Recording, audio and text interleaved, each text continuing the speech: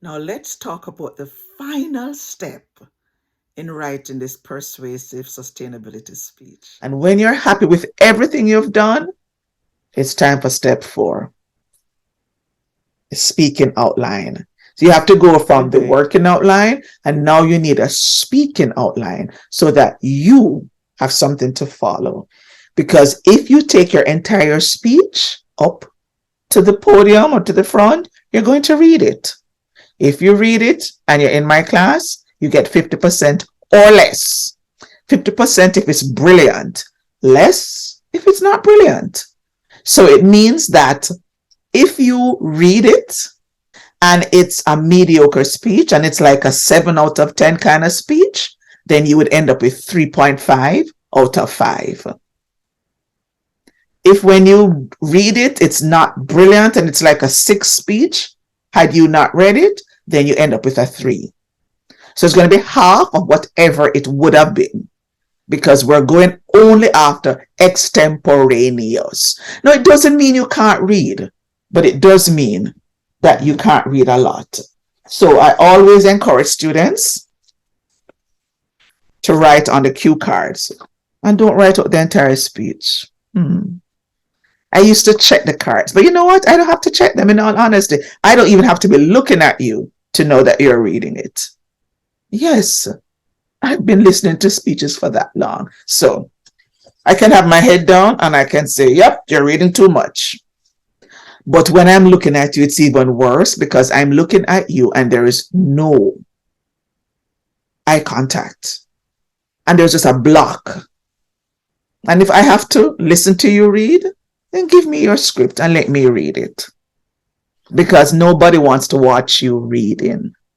Okay? So, but especially for the persuasive speech, you're going to end up reading your quotes. That's okay.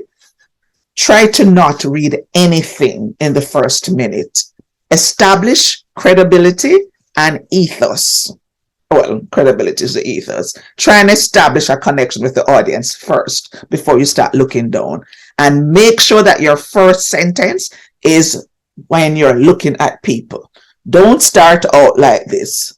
Bad start. If you start like that, more than like you're going down with your grade. You're starting at a 7 and you're going down. Okay? So look up, look at us, walk around a little bit, and don't keep pacing. Because when you do that, then you're forcing us to keep doing that. And that's very distracting. Yes, you can move. But the movement that we're talking about is more of the movement with your hands and your shoulders and, leaning forward and, being very expressive. You can walk, but don't pace. Don't be walking. Oh, oh, oh, oh, whoa. We can't keep up with that, okay? So when you're finished, create that speaking outline. And once again, if you're in Blackboard, just look for Trisha's speaking outline or the textbook. It's in the textbook. They give you an example of what a speaking outline looks like. She has one here where it's a little bit, I think it's still a little bit too much in this, but it works for a speaking outline. But whatever will help you. But don't write everything out. And then when you're finished, practice, practice, practice. If you can, let a friend listen to it and ask them to tell you how it lands for them. Okay? It's always good to get someone to listen to it before. Now, if you don't have anyone who will listen to it, I say record it. Record it and then watch it. And watch it as impartially as you can. And keep asking yourself, how would I feel if I heard this? How would I react to this? And I usually say, close your eyes and listen. And listen to the times when you feel something. Because even when it's your speech, you can feel something. I watch back everything I am uploading before I upload it. And sometimes I don't like it, but sometimes I have no time. Like today, I have no time. So if there's anything I don't like, I'm just going to go with it. But I usually try to give myself enough time. And I think, okay, how would I feel? And I allow myself to experience the feeling. And if I'm feeling nothing, I delete it.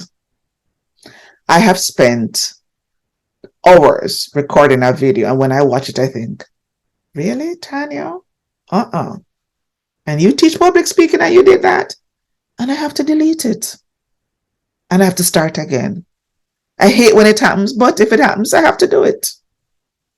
And I want you to treat your speeches like that. Is this good enough? Is this the greatest impact? Is this the most effective way? And then you decide on what you need to delete, what you need to change, and then you rehearse and you rehearse and you rehearse.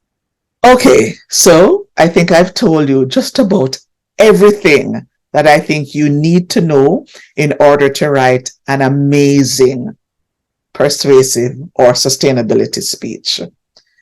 I know it's a long video, so you choose the parts that you need, you look at the examples, and you do what works for you. But I hope it gave you some good ideas for what you can do to make your speech even better. Because I know it's going to be good anyway, but I just want it to be brilliant. I want it to be great. I want to be wowed.